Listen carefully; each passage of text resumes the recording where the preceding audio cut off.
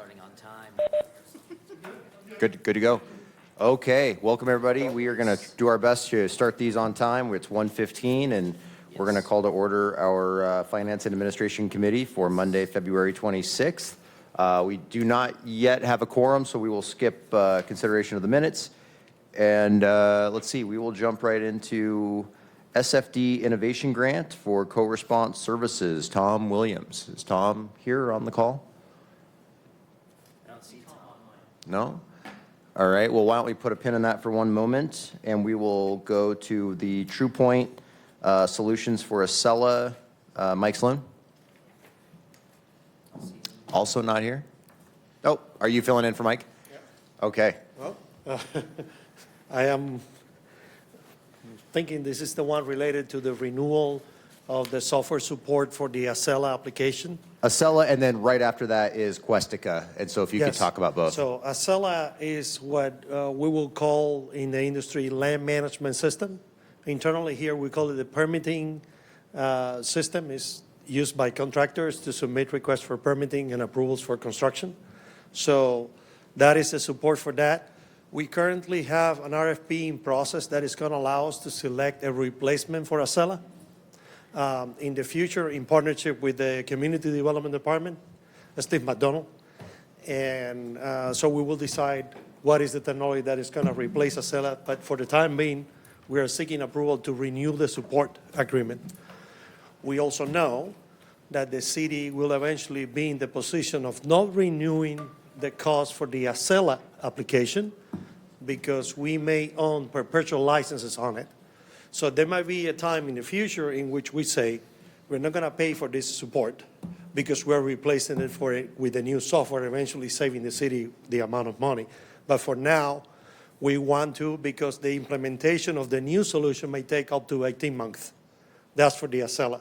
The other one was Encuesta. Questica? Questica.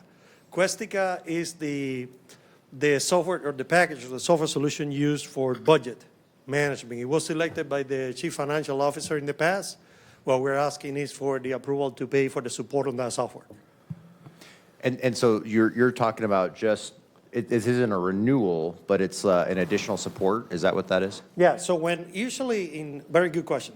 Usually in software, when we come to you, the majority of the time what we're asking is for an annual payment that enables us to engage the vendor in downloading patches and upgrades, for example, so we can apply those to the application. That could be a model. The other model is if this application is hosted, we're basically paying for the subscription and access to it. In the past, many years ago, the software industry will have a model that you will pay for a one-time licensing agreement, and in the next 5 years, you will pay that same amount divided by 5 in support costs for the access to patches. Does that answer your question? Yeah, it does on that. I guess the other question I had, and one of the reasons I wanted to elevate this, and the Acela too, and I'll go back to that, was I've been told that we are not truly using Questica. There's pieces I want us to use, but just the general benefit of it, we are not using for Questica. And is that accurate, or have we fully integrated that? That is a very good question. So let me answer in the best, more Matt, do you know? Polite manner possible. The implementation of this software, the owner of the implementation of that will be finance, so they may have more details about that. Okay. So you have input about that? A bit of input, and I could also call up Jessica. She's obviously been entrenched with it over the past couple of years.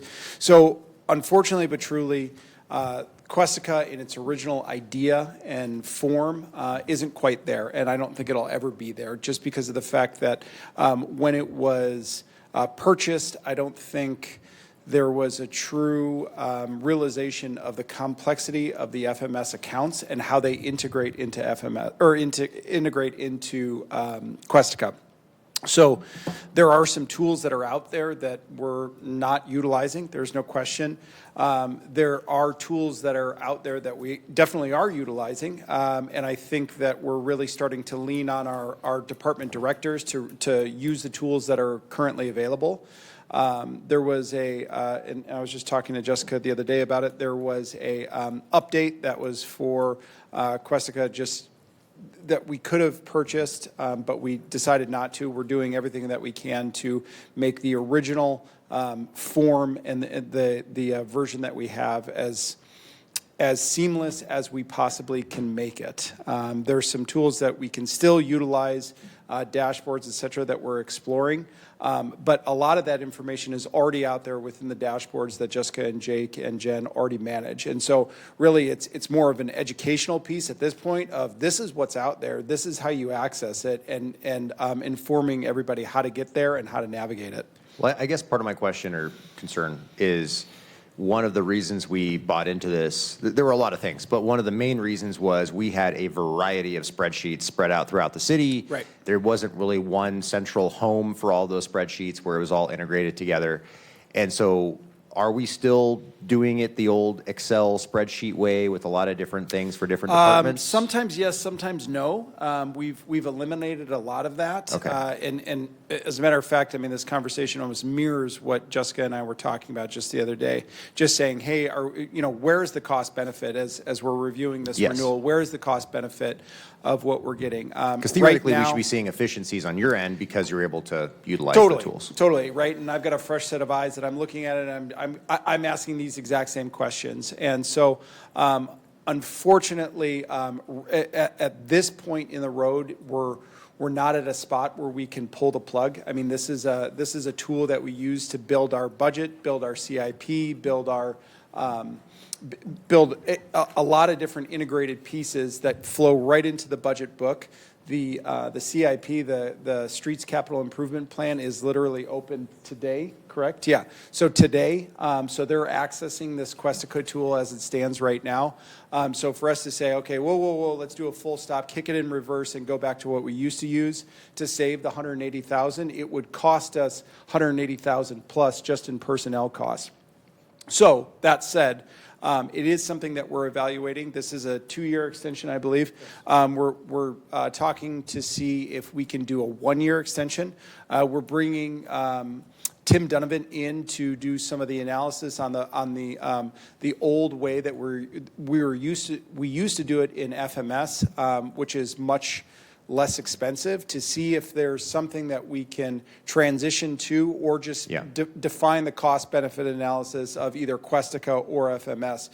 Because as Jessica was saying just the other day, really the ultimate goal is to have a full ERP system where these systems talk to both the accounting software and the budgeting software, and they integrate all together. That is a significant investment and a heavy lift. So while I would probably agree that the Questica push was sold at above expectations of what you could actually materialize right now, I think we're too far down that road to make a switch before the expiration of this contract at the end of March. So right now we're dealing with what we have. We're trying to be as efficient and effective with the tool that we have right now. Long-term solution, don't know quite yet. I can't answer that quite yet.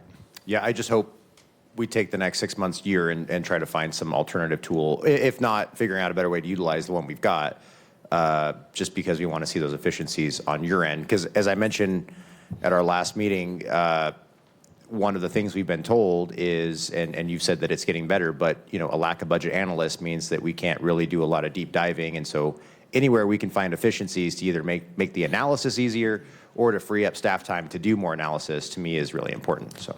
Absolutely, and that's what we're really kind of trying to evaluate as a department and as an organization, right? Where do we put the onus on the department head to do those deep dives, and where do we put it on a budget analyst who is centralized, right? Because ideally, in a perfect sense, the division head, department head, et cetera, are going to be obviously feet in the mud trying to figure out what's going on a day-to-day operations, and they can understand their budget so that they can do that deep dive, instead of having a budget analyst or somebody within the budget department doing that deep dive analysis and then translating it to a division head, because all that efficiency is lost. Right now, we have the tools and a pretty abundant amount of tools for those department head and division heads to really explore into that. It's how much investment do they want to make when they're looking at that. And I know this council, as well as the administration, is really trying to put the onus on those department heads to make sure that they fully understand their budget and that they can truly communicate that to not only their staff, but also to the stakeholders like yourselves. Perfect. And any questions on this? The only other comment back on Acela is just, I've been told that that's a pretty hefty price tag for the replacement. And so I just want to make sure that we're thinking about putting dollars away or coming up with a plan to pay for that, if it is going to be a pretty hefty charge, so. It could be. We are evaluating 8 options. Okay, Some of them are compared to the yearly support that we pay. They are significantly larger, but they're mainly hosted online. And through the work we're doing with the Steve McDonald, we're considering other funding sources for that. For example, there is, and I'm not saying we're going to implement this, but this is a consideration. There are laws in the state of Washington that allow cities to actually charge developers for what we call a technology fee, in which we pass some of the cost to the actual developers or people asking for the permits. This could be an option. It doesn't have to be the option, but it could be an option. So we're evaluating those. And the moment we make the decision, you will be informed of what was the decision, what is the reasoning. These options are much better for processing high volume of permits. This is something that I saw in other organizations that I worked for before I came in here, that we replaced the land management system and we're able to handle the increasing volume of permits that were coming due to the city growing. And with the legacy software we had, it was impossible to manage the amount of permits with the same staff. With the new solution software, then we were able to double the amount of permits that were incoming with the same staff. So there are considerations about that too. okay. Thank you so much. And any new fees we're talking about, come to us as early as you can so we can have a lot of good conversation on that. Absolutely, sir. Okay. Next up, Dave Steele, City Hall Strategic Facility Discussion, and I'm guessing you're going to say go back to the minutes? Yes. All right. Let's jump back. We've got our quorum now, so we can jump back to our minutes. Can I get a motion to approve our January 2024 minutes? So moved. Seconded. Motion and a second. Any discussion? Hearing none. All in favor, say aye. Aye. Any opposed? Okay, that motion passes. And I still don't see Tom Williams, so we're going to just continue to move forward on to the City Hall facility. And I could chime in on this one. Dave is here as well to give any sort of the minutia details that we need to provide. I believe that there's a plan to get a more detailed conversation on a study session in the near future. There's a lot of pieces at play right now. I think in talking to Councilmember Cathcart just the other day when we were reviewing the agenda, it was kind of saying, okay, what are we doing with the overall plan of City Hall? What's our strategy here, our path forward? We've heard a lot of different ideas, of which when I was working for you all, I was saying some of those ideas. So in reality, where we're at right now is we have $500,000 that was budgeted in 2024 for I think it was strategic shifting or City Hall, what did we call it? Do you remember? I don't know. But it was essentially moving departments around throughout City Hall. $500,000, you'd think to yourself is going to go pretty far, but the partition walls that we have, the cube walls that we have, the office furniture that we have, as well as the labor that it goes into moving those departments in and out of different floors is quite expensive. That's to say that I believe Human Resources was originally planning on moving up to 6, and Utility Billing was planning on moving up to 4. It was again thought of that those moves were thought of in a silo of, hey, we need some more space, hey, we need some more closed-in space, but not in reality of what we're doing overall with City Hall.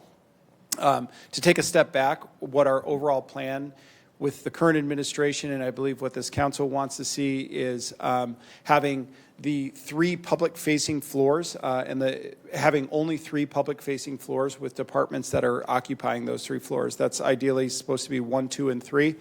There was a space hall utilization study that was done some time ago. Some of you are council members at this time. Some of you were not. But I can distribute that out to people, but ultimately what it told us is that we were utilizing about 60% of the space at City Hall. Obviously pretty alarming knowing the piece of real estate that we're sitting on. So it was thought, okay, how do we maximize this space? Knowing that we obviously are bursting at the seams in other departments that aren't currently at City Hall facility. So the facilities department, Dave Steele and Jeff Teal, sent out a questionnaire subsequent to the City Hall utilization study, asking different departments really how often they were seeing public engaging customers or visits, et cetera. They identified I think about 15 different departments to fall within the 3 public-facing floors. We've since talked to Integris, who did the Space Hall utilization study, to see what it is that we really need to do next. That was kind of step 1.1. Step 1.2 is really understanding what our facility does and what the restrictions are. The biggest hiccup that we have, obviously this is a very old building that was previously a department store and had open air on every single floor. Wasn't meant for HVAC for closed-in walls. So closing in walls comes at a pretty significant price tag. That said, it was recommended by both facilities as well as Integris to do a full just kind of a facilities status sort of update and study similar to what we did with the community centers, where they go in, they test all of the different mechanicals, they do blueprints of each one of the floors, they look behind walls and ceiling tiles, et cetera, to see what the restrictions are. That's about 70 cents per square foot. So that'll be about $100,000 contract if we go with the same provider that we did with the community centers. That gives us a good blueprint, literally, to go on for the next step of, okay, what can we do with the floors that we have, and where do we essentially move people around? If we're going to do 3 floors that are public facing, how does that look? From Integris's conversation, up to completely revamp a floor is going to cost us about $1 million. That's if we don't run into any mechanical issues. So having said that, we obviously have 8 floors here. If we wanted to revamp all of those floors, that's roughly $8 million. It's a significant investment if we want to do that. The other idea is truncating some of those floors down, seeing if we're going to either lease out space, share space to our partners over at the county, bring some of the court space, the court needs over here. A lot of different options, but really step 1 is to get that study done on what our facilities is capable of doing. And facilities, Jeff Teal and Dave Steele are already working on that. So that's kind of where we're at. The other component of that is where do we finance any sort of future investment? Ideally, I think what facilities, myself, and the administration wants, and I believe all 7 of you want, is that something that we could hold on to that holds true through the test of time, through different administrations, through different councils, et cetera. It's a plan that we can say, okay, this is something that we're going to lean on no matter who's in office, and we can just say that this is our path forward. Ideally, that's our goal, but really what we need to identify first is what sort of investment are we going to put into that, because while $1 million is what, in theory, gets us to revamp 1 floor, that price tag, depending on the gravity of what we want to do on each one of those floors, could be $2 million. I know Councilmember Cathcart has talked to me a little bit as well about exploring other opportunities for what's happening on floor 7. Is there something that we can get creative with some of those different office spaces that are up there? So a lot of different ideas, but I think step 1 is have the foundation of what we know this building can do. I mean, it sounds like we are very invested that this is our home, so let's figure out what it can do first. Any questions or thoughts for Matt on this? Just a couple of things really quick, Matt. So you mentioned the 7th floor, and that's obviously something that's top of mind, I think, for a lot of folks for different reasons. But, I think there's a lot of good reasons why we want to maybe reconfigure or think about office space for council members. First and foremost, I think there's some potential for us being in violation of OPMA at times, given the open air kind of situation up there and 7 council members and not being able to really have a policy conversation with more than 3 of them. But I think it's also important that we consider the cost benefit of even moving our offices into our districts. I mean, it's nice to be down here, but at the same time, other than Mondays and maybe Thursdays, we don't really have to be down here. And so is there potential for, other options that might put us closer to the people we represent, that kind of thing? Secondly, I think it's important to point out, just for our downtown friends, we are not talking about leaving City Hall. We are not talking about vacating. That conversation is long past. But I do think it's important that we calculate the opportunity cost of, especially with only 60% of the building being utilized, of the property taxes and things like that this could be generating. This is probably the best piece of property in downtown. And so I think we have to understand, what is being lost while we continue to occupy it at only 60%. And then the last one I would just bring up is there's been some serious conversations around police dispatch relocating to this building. And I just want to make sure that that's top of mind and on the radar, because I think there's a lot of good positives that could come from that, both in this building, putting them here, but also freeing up space at the other facility and the dominoes of all of that. So Absolutely. All those conversations are currently in play. But in reality, what we need to figure out first is what can this building truly hold? And what sort of walls we can put up. If we're putting new server rooms in, where do we have to vent the HVAC for that? I mean, so a lot of different questions. But in full transparency, we will keep communication going with council as we're changing our different status levels, and we have different suggestions for you. We won't do anything without letting you know. Did you say that you're looking at the option of bringing some municipal court in here? So yes, that is part of the discussion. I mean, obviously, they're just a stone's throw away across the bridge. There is a discussion of bringing some of the staff over there into this building and kind of maybe either shuttling back and forth, or with the bridge opening up, it might be an easier commute. It's, again, just pasta against the wall just to see if it sticks at this point. There's also a discussion of, hey, if we truncate, 8 floors down to 5, we have 3 floors of space.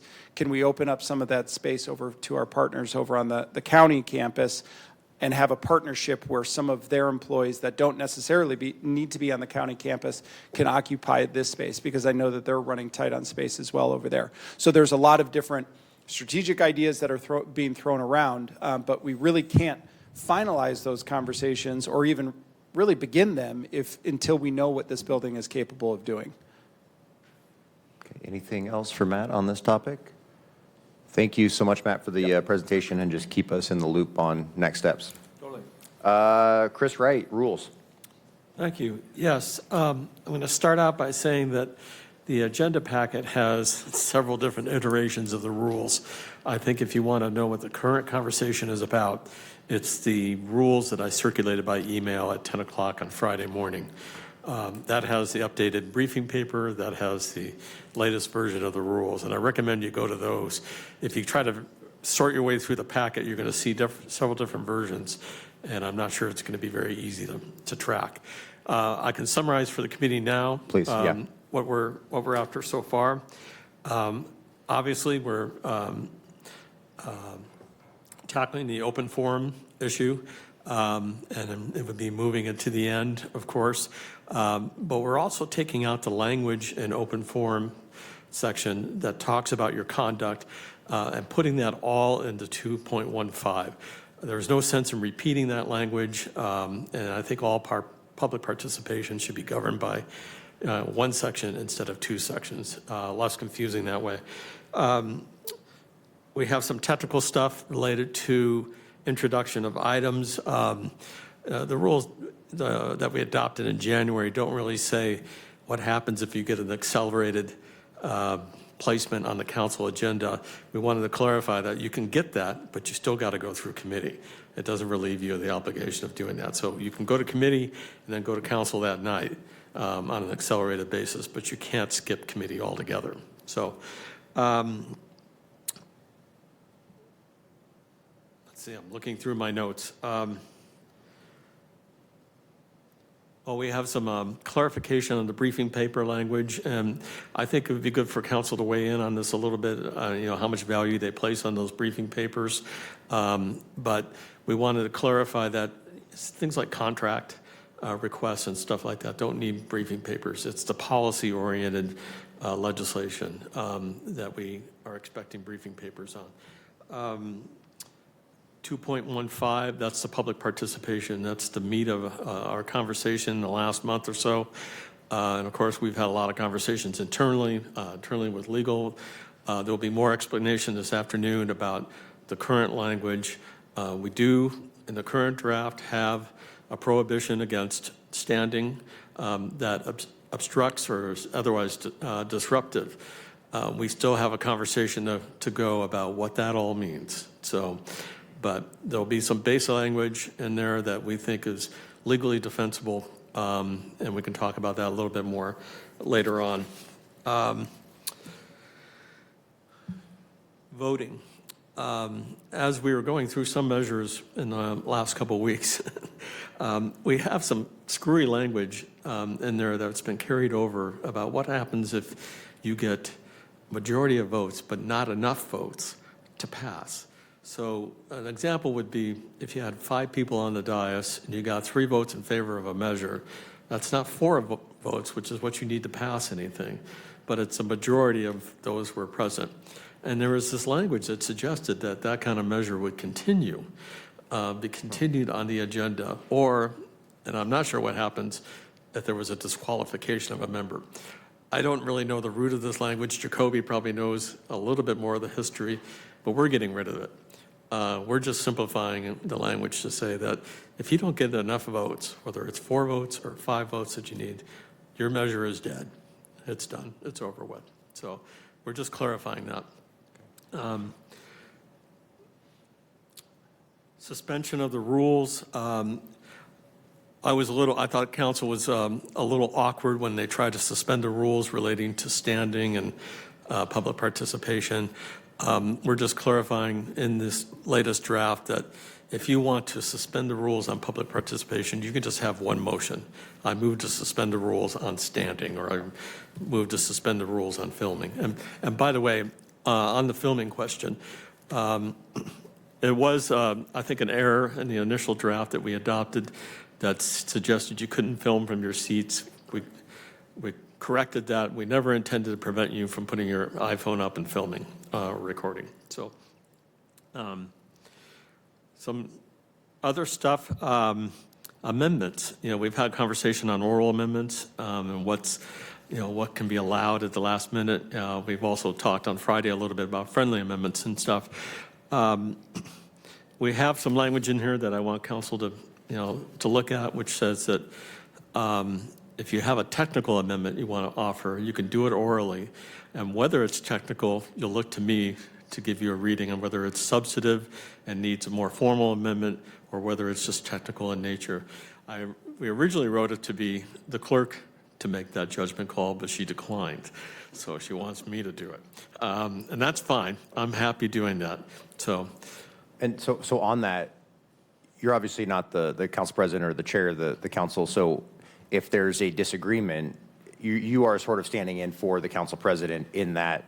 So I would wait for the question to be posed, like I always do on procedure. And of course, whatever I decide as a body, you can overrule me. And that's provided in the new draft. Let's see. Another thing I kind of went by fast is that the rules clarify that an SBO, when it comes through council, goes to the committee of the department who benefits from the SBO or whose budget is affected by the SBO.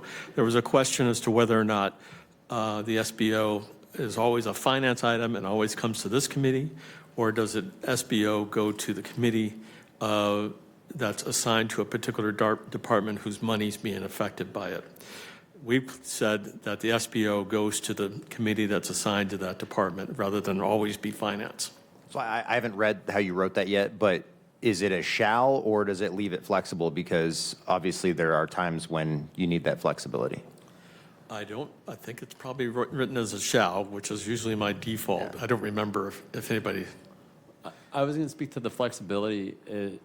All agenda items have flexibility no matter what. Well, that too, or chairs agree to have the flexibility too. So True. there's multiple layers of flexibility if needed. But in this situation, we're talking about something going to an entirely different committee. So as chair of finance, I would have no say whatsoever because it's going to start at PIES, start at public safety, as vice chair of public safety perhaps, but not in my capacity as chair for finance. So yeah, I could speak up, but unless there's flexibility in how you've written it, I would have no I say. think there is, but the one thing that came up, of course, is they don't want to wait, once a month to get an SBO to the councils, especially since SBOs tend to be rather urgent. And so if we had every SBO go to finance, they could only go to finance once a month unless there was an extraordinary measure taken to put it on in a different committee. Well, at the end of the day, though, we do have an ordinance that says that we will take SBOs on a quarterly basis. So I don't think there's any harm in a once-a-month process at all. In fact, the holistic look is what we need, and why we've gotten into the hole and situation that we're in is that we've had a lack of that holistic look. So I do have concerns with this segregation of putting this in all kinds of committees and not having one centralized financial outlook. So I don't support this piece of this. I have bigger concerns with the rules overall, but this is just one point. So. Okay, and I wanted to point it out so that the council would be ready to talk about it.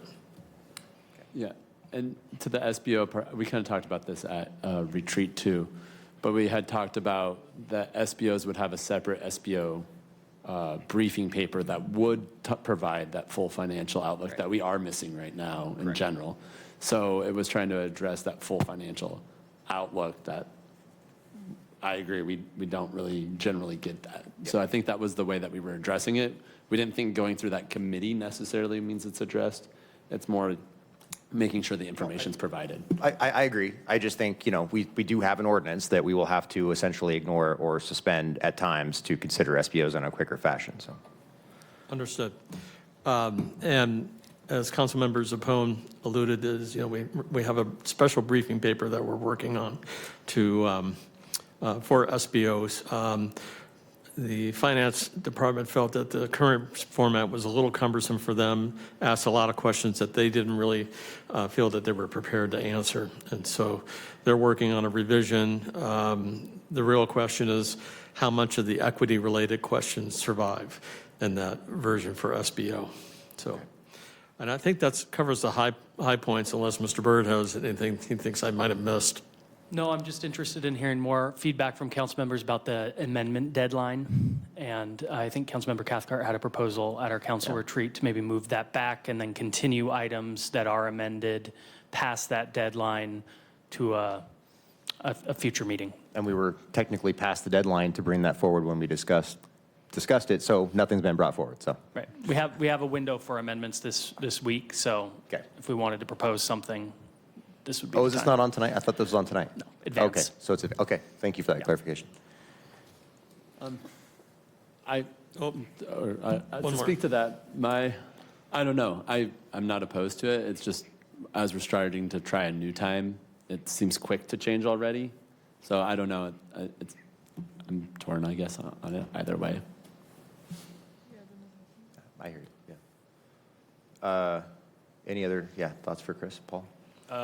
Yeah, only, and this is unrelated, and I probably should have caught this before, but section N, where it talks about the use of city facilities for electioneering, it might be good to kind of harmonize this a little bit more with the state law about how facilities extends beyond council chambers, council gallery, and also, postage, include the physical things that we have on our person that is city property.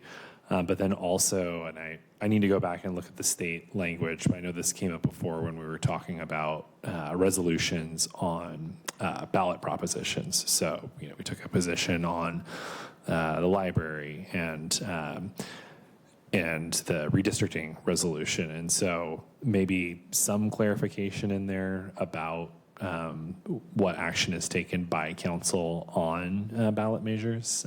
That would be just one suggestion. Yeah, I would put that in a new section, because the section N you're talking about is really public participation, and we're trying to clarify for the public what they can and cannot do in these chambers by way of electioneering. What you're talking about goes more to council member conduct, so I would probably explore a new section. The language we do have in there now in section N is actually modeled a lot after RCW 4217A 555, or whatever the number is, that talks about electioneering and what the council can do as a ballot, support. So it would probably mirror that fairly closely.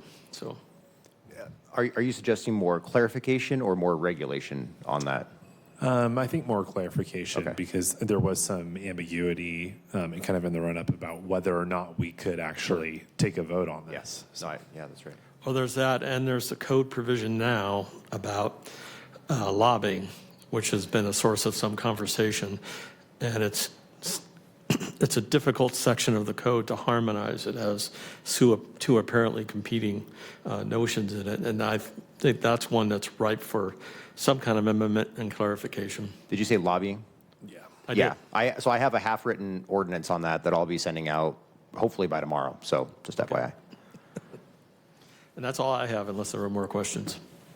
Any questions I for had Chris? Please. The part of the technical amendment advising, was I reading that it takes a motion of 5 votes to overrule your advice in that? I don't think I put the vote number in there. I think I just I said a don't know vote of which the council. version it is that I'm supposed to be looking at, but I was skimming through it and it said 5 votes. So, And- That- Okay. that seems strange. And 2.17? Yeah, I'll look. I've skimmed out both of the 2 versions in the packet, so I'm not sure which one. Okay. It would take me a minute to go in there. Yes, it's, as it's written, it's 5. I'm not sure where that inspiration came from, but probably a late now brain lapse on my part. I didn't think of it as a super majority vote. I just thought of it as a vote. So, Okay.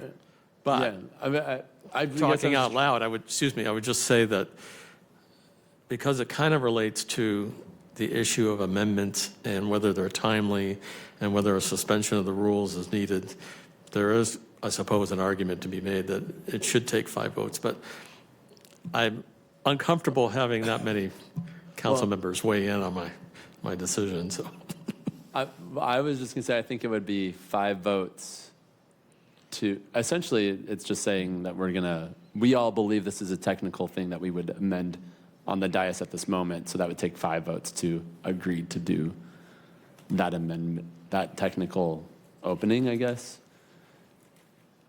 So the affirmative of it is essentially a suspension of the rules to amend it on the dais. So I don't know if it's necessary in general, I guess, because we always have the ability to suspend the rules and amend something on the dais.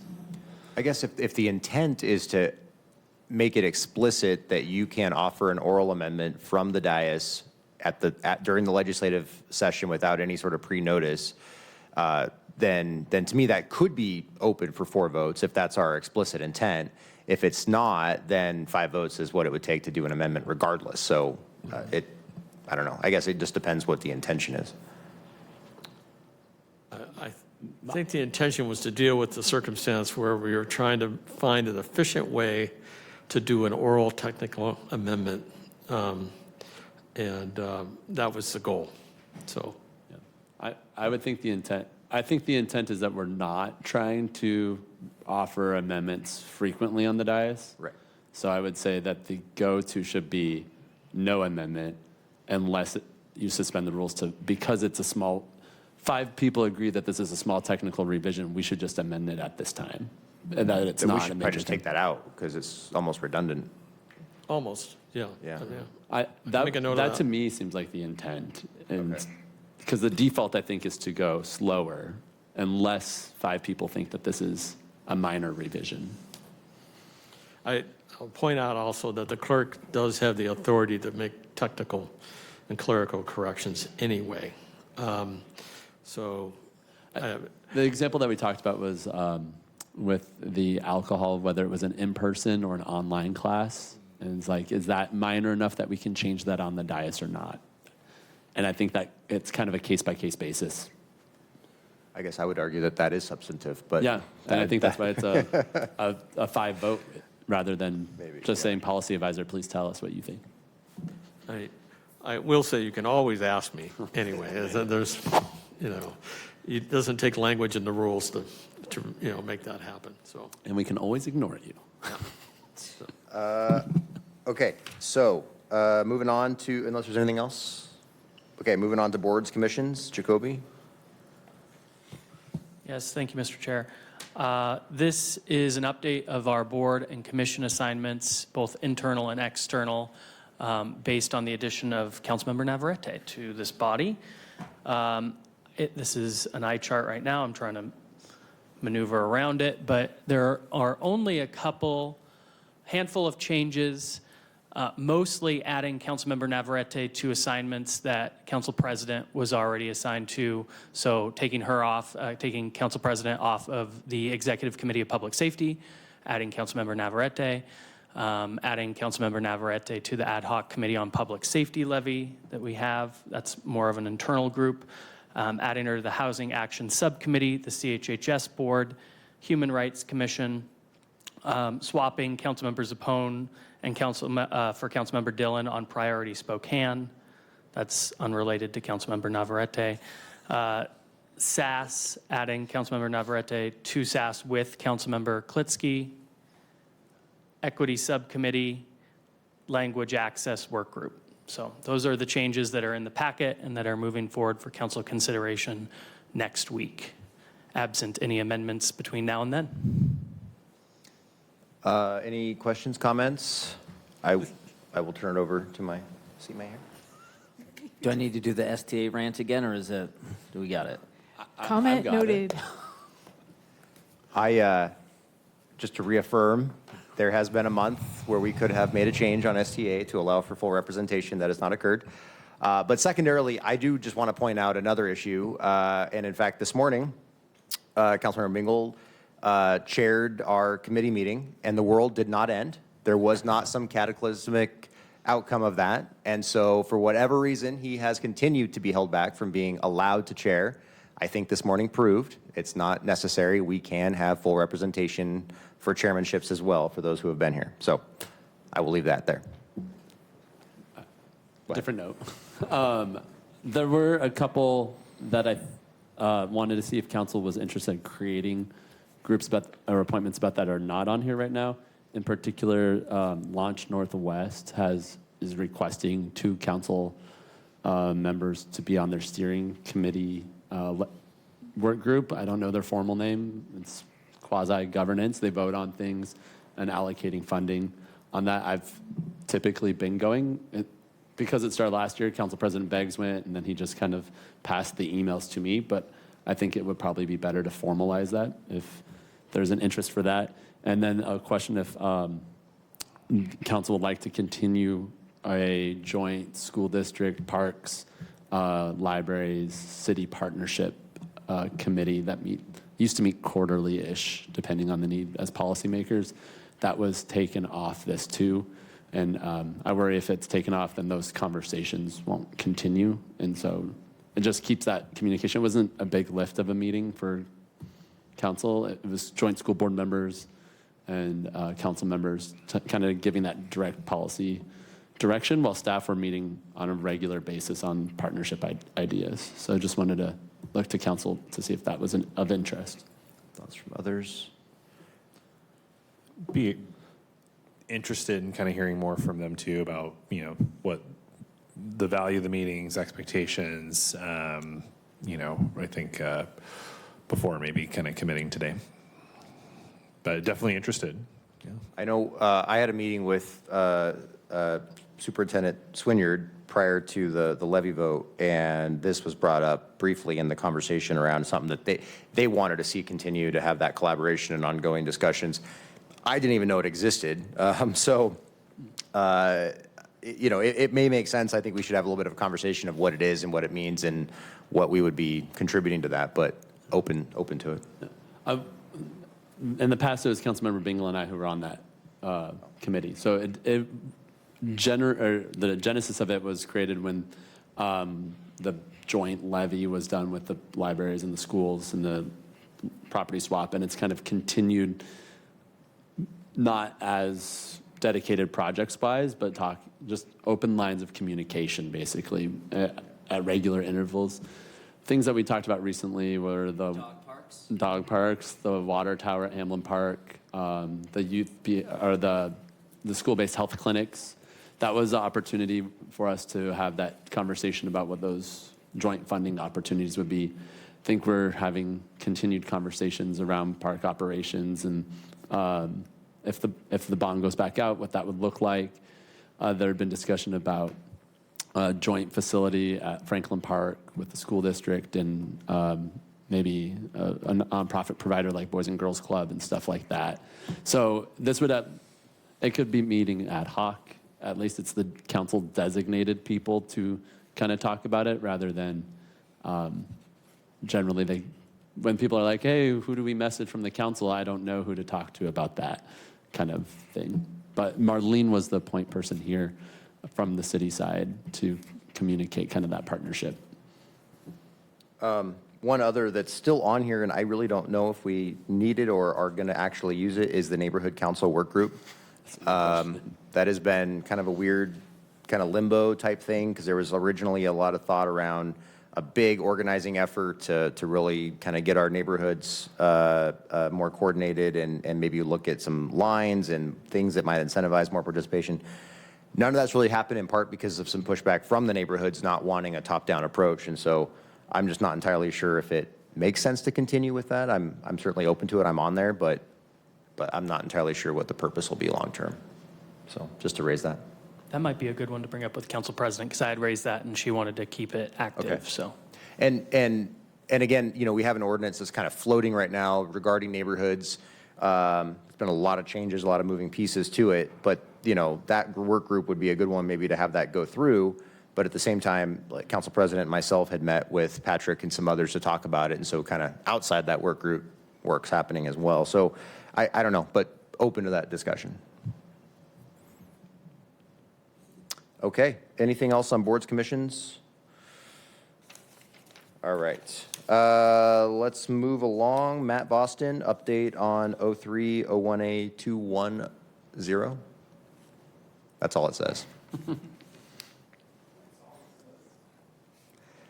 I'm remembering this conversation and I can't recall now the. Just a update in SMC. When we previously, with a former employee, we had purchasing grants under one department.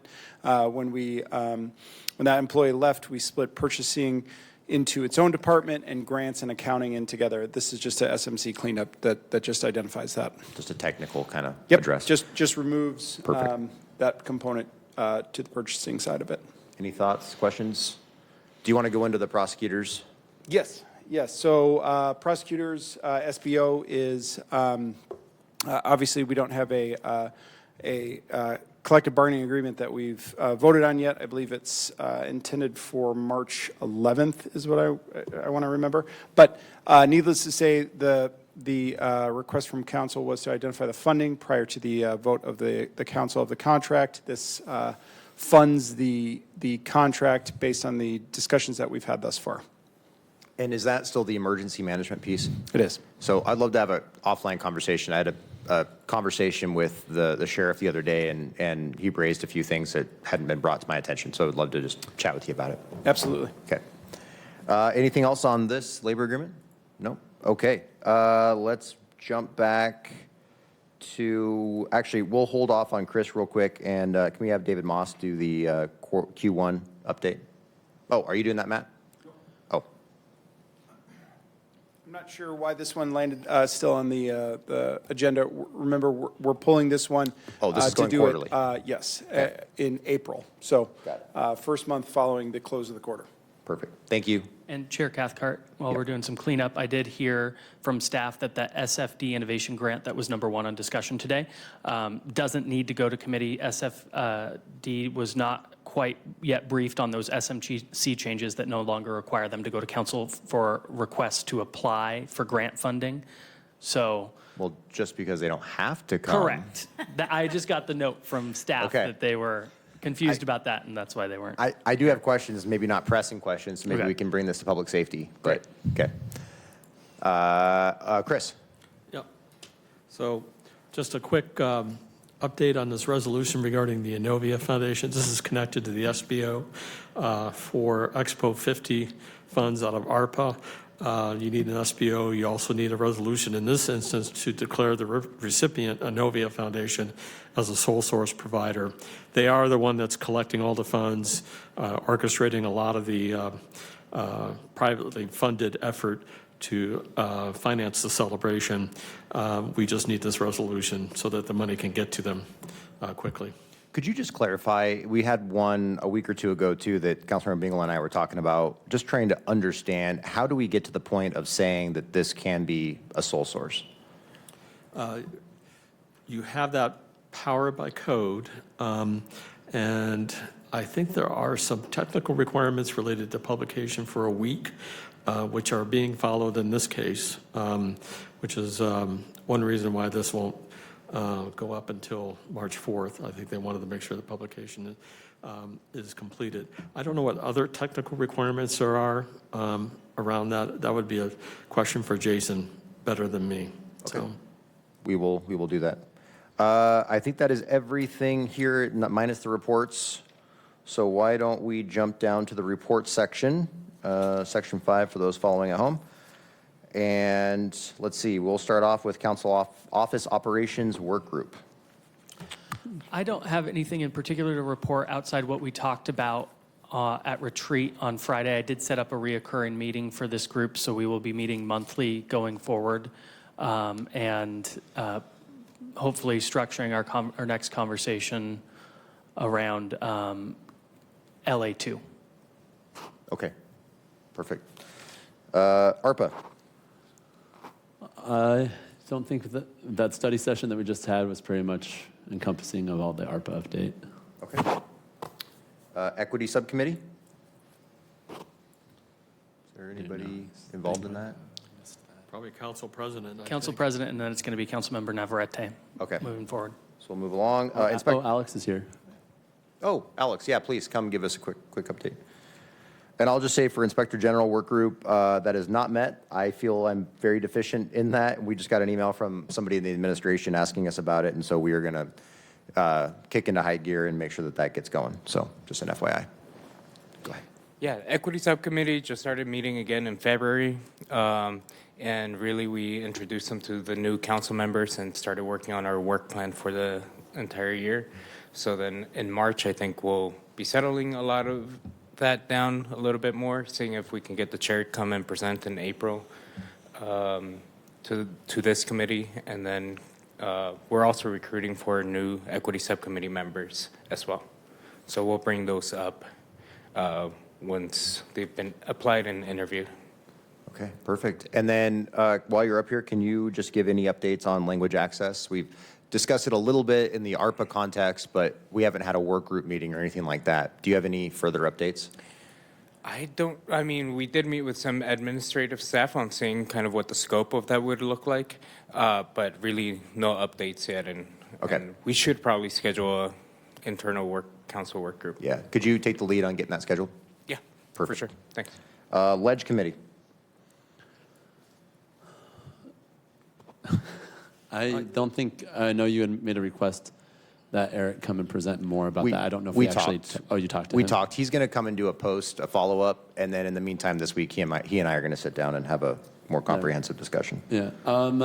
So some of the bigger issues, we already gave the update about the traffic calming automatic cameras. That's one of the biggest issues right now that I think we've kind of elevated to our top issue to make sure it doesn't go poorly for us. Another issue that I know has been a lot of interest was the one about emergency communications. That bill did die in the House. they're tier one. We got the first preliminary drafts of the capital plan, and that showed on the House side, I think it was $350,000 for a fire station in Latah Valley. Does that sound right? Yep. Okay. Then also funding for terrain in the Senate side and childcare northeast. I think we're the projects. Am I missing any? Probably, because I didn't write it down. There was a lot in the fourth LD. I don't know what we did to make our third LD legislature so mad at us. I was looking at that capital list. I was like, oh. What other top things? The hate crimes legislation is still moving forward and looks like it has a bright path forward. Any questions about any of our priorities that I might be forgetting? Not as much of, I think, of a priority, but this came up last week in the planning, joint planning session, and I know there's been a lot of discussion on the neighborhood cafes bill. There was amendments in the Senate that would really be damaging, and it looks like there's a lot of questions around businesses that could be adversely impacted in Spokane, whether they were grandfathered in or not. Prohibition of sales of alcohol, a lot of kind of onerous rules that is kind of making my head spin a little bit. So just trying to see what comes next with that. I do have a report over the weekend. I talked to the AWC lobbyist on that issue, and he said that he's working with the senator and her staff to fix this. He expects at a minimum that it won't mess up existing businesses. More than likely, it'll just become an encouragement. I don't know if from our city side if we might just oppose the legislation altogether if it's an encouragement, because it doesn't really do anything. I think we have a lot of support for it already, and incorporating it into our comprehensive plan and stuff. That it sets some requirements about minimum square footage of 500 square feet that might conflict with things that we might want to do locally. So I know somewhere like Doyle's in West Central might not meet the 500 square foot. So. But that, it looks like it's going to change. Yeah, I would just say, the home occupation stuff that we've been working on is going to be moving forward, and administration is supportive of that. So long as it doesn't hurt our efforts there, then I'm good either way, but just don't want it to hurt those efforts. Oh, and I think the SROs passed is the last I saw. Councilmember Dillon, I know you were following that one closely too, on SROs. No, everything on that. Oh, I'm saying school resource officers. Yeah. That's not that. It's the Single room? yeah, single room occupancy, SRO, yeah. All right, I think it passed. I was something on Twitter, I think yesterday. What's Twitter? X. Okay, moving along. SIRS, any updates there? No, SIRS continues to meet. We have, just continue to look at the financial situation. How do we increase, decrease our unfunded liabilities? That's basically what we're working on. We continue to work with the highest group to choose good investments for us. I wish we were more aggressive in our investments, but we are not as aggressive as I would like. But we continue to hit our investment targets, and hopefully that amount continues to grow. Okay. Aging and long-term care?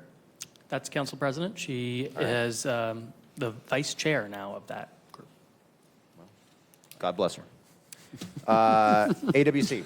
AWC, last month was the City's Action Day in Olympia. Both Council President and I were there. Thought it was a really successful conference, and really encourage folks to go next year. And upcoming in June will be the annual conference for AWC, and that'll be in Vancouver this year. So registration for that should open soon. Definitely encourage us to go there. I think the great things about all of these are just the relationships with meeting the other council members in the other cities and sharing ideas and getting ideas about what we can bring back. Council member or council president and I stopped in Tacoma on our way back up to the airport and checked out one of their neighborhood business districts with one of their council members, which was really great opportunity there too. So That's kind of the biggest. AWC is also working on updates to their bylaws and membership. They have an ad hoc committee that's looking at composition of cities. And I think there's some questions about Vancouver growing and their size. And our structure at AWC is that Seattle, Tacoma, and Spokane automatically get one seat on the board. And so that Seattle gets two. There may be some change on that front, depending on what this committee talks about for their bylaws, updates, and population changes. Fire Pension Board, so I'm on there. We have not yet met this year. I believe we've got one coming up soon, though. And I can tell you from the previous year, when I was still the chair of that, we were talking a little bit about around some specificity on approving claims, on potentially easing or being more specific around caps for claims, particularly for dental, things like that. And then there's been an ongoing kind of conversation around looking at some different health plans related. We're still probably far off from making a decision on that, but the goal would be obviously to maintain level of service while trying to save some money. But those are just kind of ongoing discussions. And for those that don't know, I mean, this is basically just a monthly or every other month kind of meeting where we usually approve claims from the members of the pension who are part of that pension committee and approving their claims for different health type things or whatever it may be. So police pension, I'm no longer on there, and I don't know who the administration has appointed to fill those two slots for fire and police. It was myself for the last 4 years, and I don't know who they've decided going forward. I don't know, Jacoby, if you know. I will check in with them on that. We had a brief conversation, Chris and I, with Clerk Terry Pfister. She noticed that we were only appointing one to each. I have not heard from the administration on who the mayor, if the mayor plans on going or if she plans on sending a representative. The requirements for both of these are that the mayor sit on it or her designated representative who shall be an elected official. Right.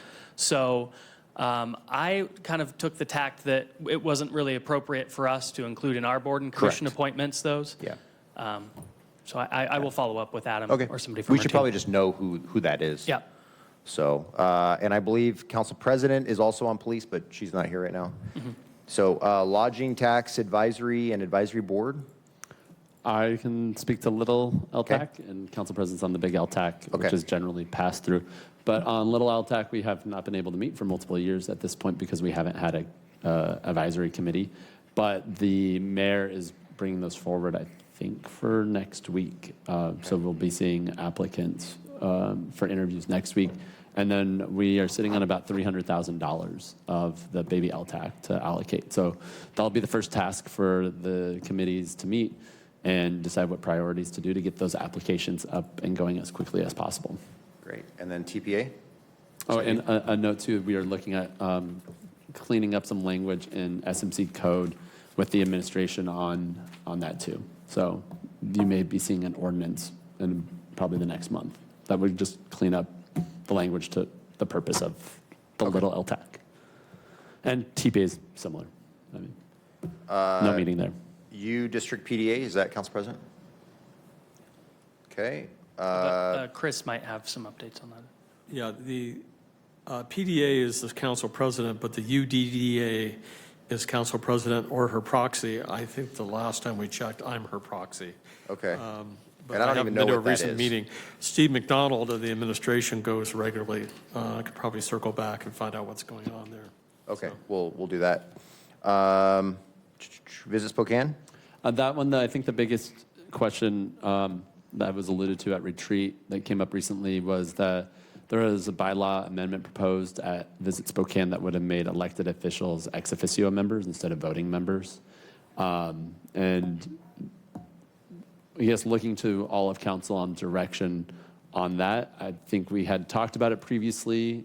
Council President Beggs was really in support of that, but with the new council looking for direction, I think generally it makes it less awkward for me to be on that board if I'm a non-voting member, but there is a liaison to share ideas and go back and forth, and we ultimately deal with the contract in the end too. We put money into Visit Spokane, do we not? Just through LTAC. Right. dollars. But it's through city. Yeah. So I think we have to have a vote. I really do. I mean, I think when it comes to spending the taxpayer dollars, or in this case, the user fees effectively, I think it's important that we have a vote, but that's just my thought. I agree. I would just say that we give funding and grants to a lot of organizations and don't sit on their boards too, once we give them funding. So,